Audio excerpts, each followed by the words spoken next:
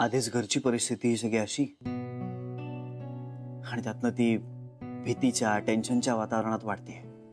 त्या घरामध्ये ती कशी काय राहत असेल देवच जाणे.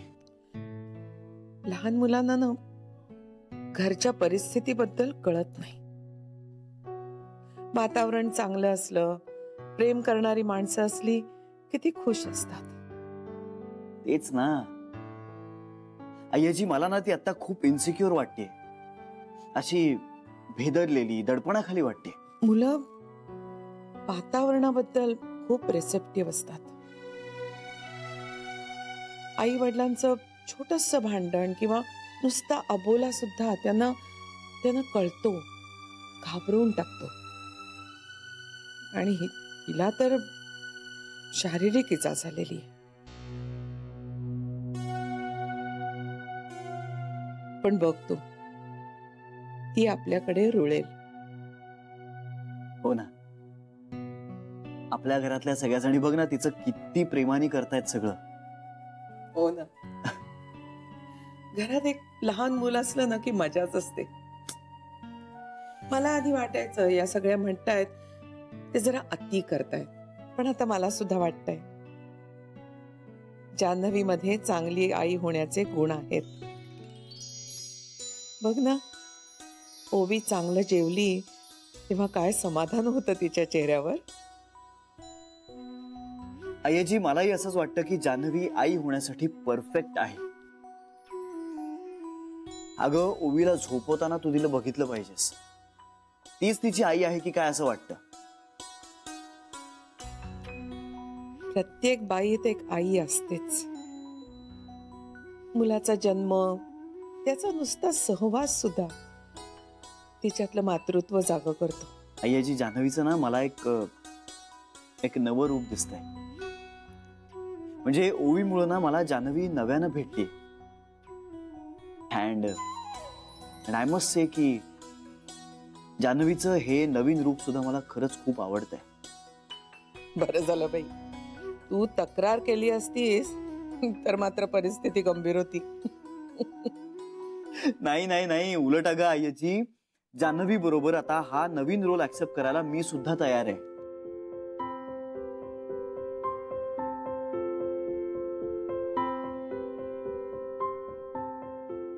काय झालं? एकच काळजी वाटतेय श्री. मूल ही गोष्टच अशी आहे की त्यात जीव पटकन अडकतो. लहान मुलात तर जास्तच अडकतो. मग ते मुलं आपलं असो किंवा परक्याचं. तू आणि जान्हवी रॅशनली विचार करणारी मुलं आहात. पण तुझ्या महिला मंडळाची मला काळजीच वाटतेय. ओवीला जीव लावून बसल्या आणि तिची आई तिला येऊन घेऊन गेली तर फारच कठीण होणार रे. नाही, मला तुझी काळजी कळतीये, पण मला वाटत नाही इतका वेळ जाईल ह्याच्यात. म्हणजे ओवीची आई लवकरच परत येईल आणि घेऊन जाईल तिला. तसं झालं तर फार बरं होईल. तसंच होईल.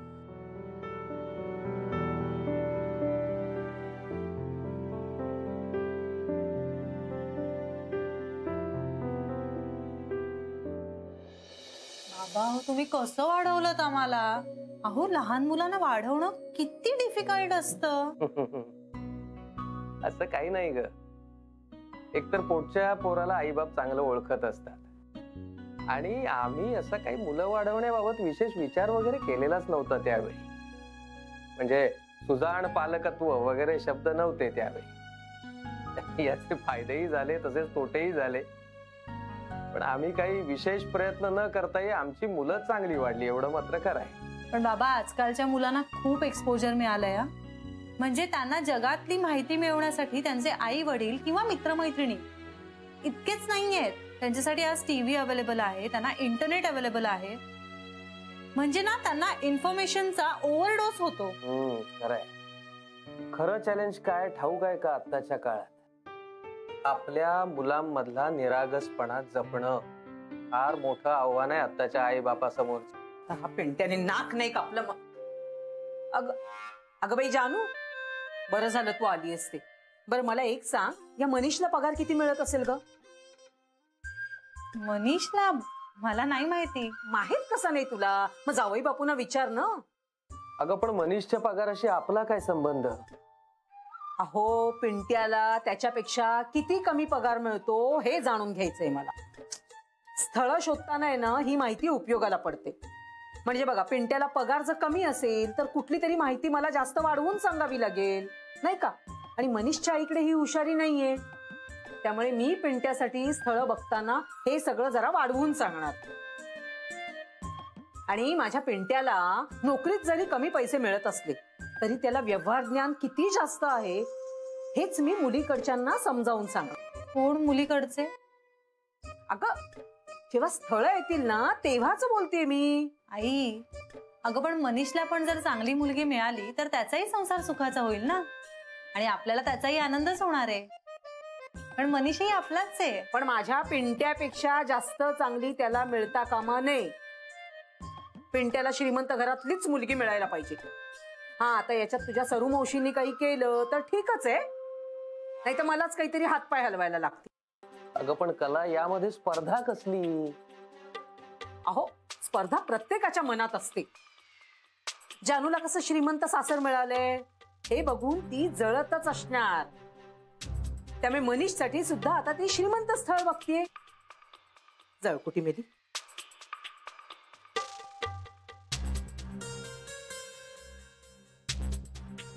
जानू तुला उशीर होत असेल तर निघ. अगं तू निघतेस, जरा जाण्यापूर्वी जरासा चहा टाक ना. अगं ह्यांची पण चहाची वेळ झालीच आहे आता. लगेच टाकते. जानू नकोय मला चहा. अहो असं काय करताय तुम्ही? अगं पण जा 2 कप टाक. हा, आणि ऐक, तुझ्या सरू मावशींना सांग, म्हणावं पिंट्यासाठी जी स्थळं येतील त्या सगळ्यांना सांगा की पिंट्या हा गोखले गृहोद्योगाच्या मालकांचा जवळचा नातेवाईक आहे. कळलं? मी चहा टाकते.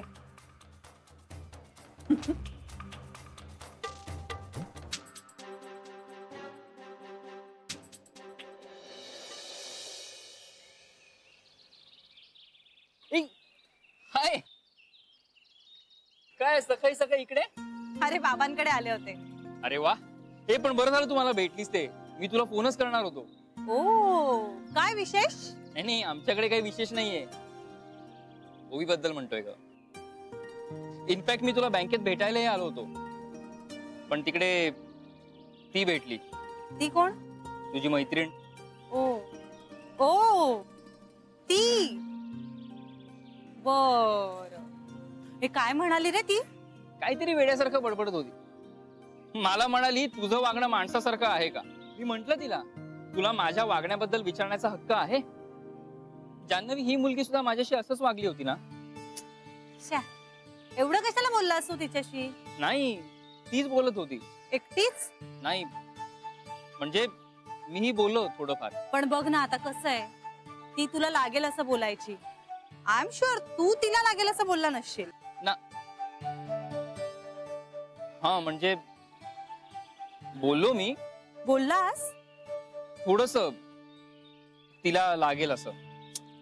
हा ठीक आहे रे, आणि it's okay. Tit for tat. आयुष्यात कधीतरी वागावंच लागतं ना. अगं पण असं वागून आपल्याला बरं नाही वाटत ना. म्हणजे मी काल तिला बोललो, पण नंतर मलाच गिल्टी वाटायला लागलं. का? तू काही गिल्टी वगैरे वाटून घेऊ नकोस अजिबात. अगं म्हणजे गीता मला काहीच बोलली नव्हती. रादर गीता माझ्याशी बोलतच नव्हती. तिने माझ्याकडे वेळ मागितला होता. जान्हवी, टेक्निकली स्पीकिंग तिने माझा अपमान केलाच नव्हता, पण मी केला. मी तिला वेळ द्यायला हवा होता. कशाला? मूर्खपणा आहे रे तो तिचा. अगं असं कसं मूर्खपणा म्हणू शकतो आपण याला? मग म्हणजे विचार करायचाच झाला तर शिवानी समजा माझ्या आयुष्यात परत आली असती, मला म्हणाली असती की मनीष मी चुकले, आपण परत एकत्र येऊया, तर माझीही चलविचल झालीच असती. मीही गीताकडे वेळ मागितला असता जान्हवी. पण मग गीताने जर माझ्याकडे वेळ मागितला तर तो मी तिला द्यायला हवा होता ना. नक्की.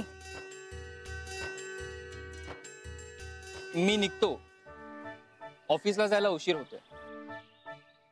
बाय. बाय.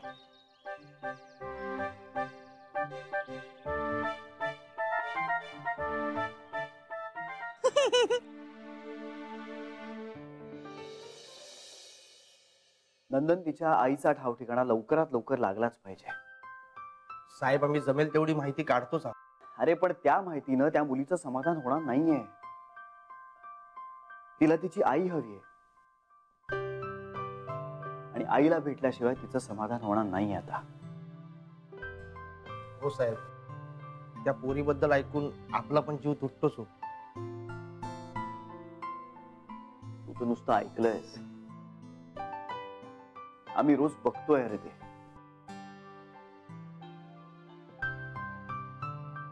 बिचारी आईसाठी ना झुरते रोज. आई आई आई रोज चाललंय तिचं. मान्य आहे, घरचं वातावरण तिच्या चांगलं नसेलही, पण अरे तरी तिचं ते घर आहे ना. ते घर, घरातली माणसं, आजूबाजूचा परिसर, हे सगळं तिच्या सवयीचं झालं असणार. आणि एखाद्या कुंडीतनं असं रोपटं उपटून दुसरीकडे लावलं तरीही ते कोमेजतं. हे तर मूल आहे, तिचं काय होत असेल. हो साहेब, पण साहेब तुम्ही काय सांगता त्या पोरीला? आम्ही काय रोज वेगवेगळी उत्तरं देतो तिच्या प्रश्नांना. आपण एक विश्वास मात्र तिला आम्ही नेहमी देतो की येईल, तुझी आई नक्की परत येईल. पण हे किती दिवस ही उत्तरं रोज रोज ऐकून तिचा आमच्यावरचा विश्वास उडणार आहे. तेव्हा आमच्यावरचा तिचा विश्वास उडण्याआधी आपल्याला तिच्या आईला शोधलं पाहिजे. शोधणार साहेब, अगदी नक्की शोधणार. हवं असेल ना तर आणखीन थोडी पोरं कामाला लावतो. नंदन, तुला हवी ती मदत घे. तुला पैसा लागणार असेल तर तो सांग, त्याची काळजी करू नकोस. पण तिची आई सापडली पाहिजे. साहेब, काय लाजवताय काय मला? नाही रे, असं नाही. पैसा लागू शकतो, पण तिच्या आईचा शोध हा लागलाच पाहिजे. तुम्ही बघा साहेब, त्या पोरीच्या आईला आपण शोधून काढणारच. ती पोरगी आईसाठी झुरते ना, सांगा त्या पोरीला. अगदी थोडाच वेळ. आता फार दिवस ती पोरगी आई विना नाही राहणार साहेब. साहेब, येऊ मी? हे आणि आई, त्या मुलीचं नाव आहे ओवी. हा हा, बर. हा, येतो साहेब.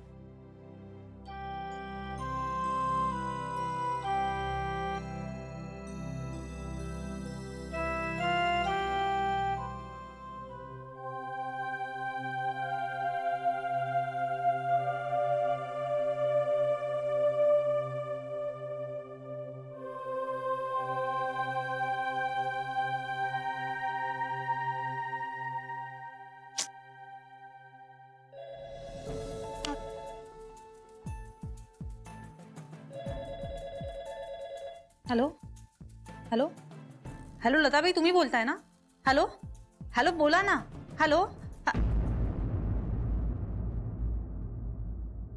ओ हां, राणे मॅडम. हां, नाही हो, ऍक्च्युली नेटवर्क नव्हतं बहुतेक, मला ऐकू नाही आलं. हां, जान्हवी बोलतेय. काय म्हणालात? चेक. हां, एक मिनिट.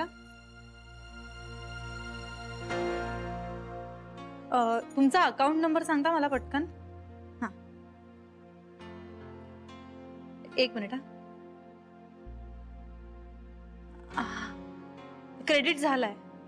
हो हो, हां हां, थँक्यू.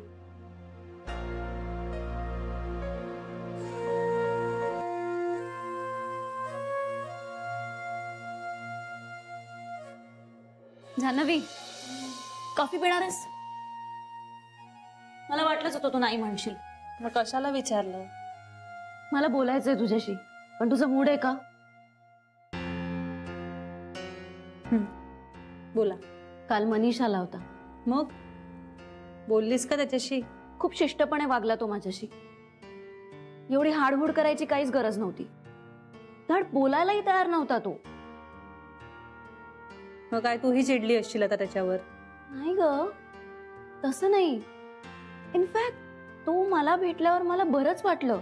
सतत प्रेमात असलेला, शुगरी स्वीट नसलेला मनीष दिसला मला. जान्हवी, हे खरं नातं आहे असं वाटतंय मला.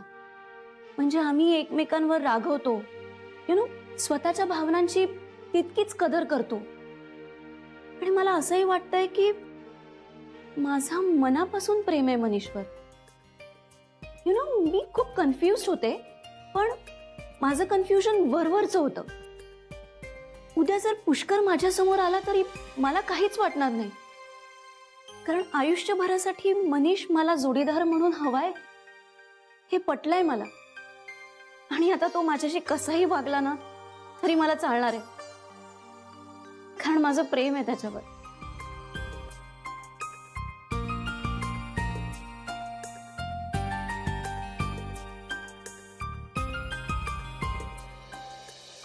मग काय होतं, कावळा बसतो घागरीवर आणि म्हणायला लागला, काव काव करी वरचे डोंगरी. खाल्ले तर भुजभुज घागरी. हा, तुला तर सगळंच येत आहे. माझी आई ही गोष्ट सांगते. हो, आणखी कुठली गोष्ट सांगते ग आई? रामाची, रामाची, कृष्णाची. अरे वा, कृष्णाची कुठली बरं गोष्ट सांगते आई? कृष्णा काल्याला मारून टाकतो ही वाली गोष्ट. ती गोष्ट सांगते. आणखी कुठली बरं गोष्ट सांगते आई?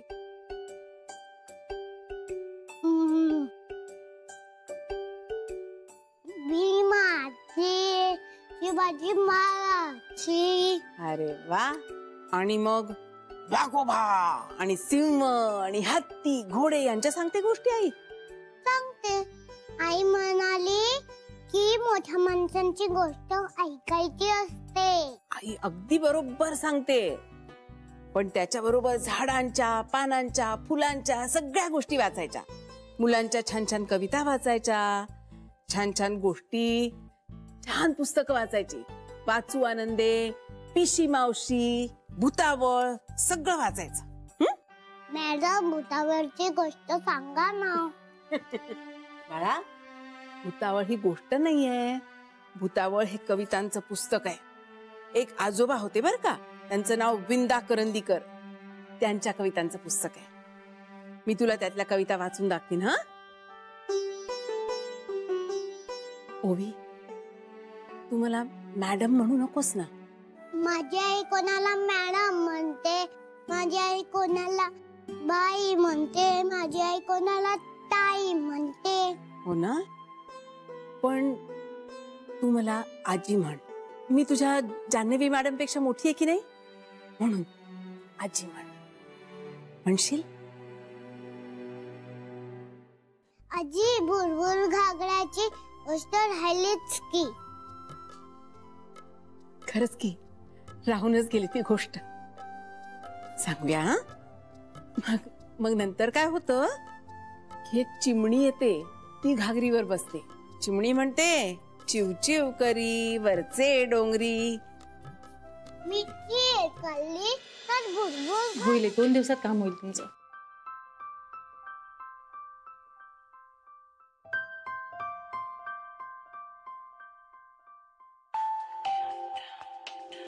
हा श्री, काही कळलं का ओवीच्या आईबद्दल?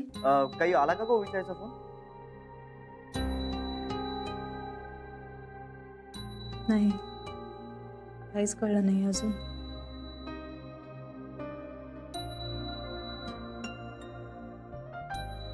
आम्हालाही काही कळलं नाही अजून, पण कळेल. लवकरच कळेल.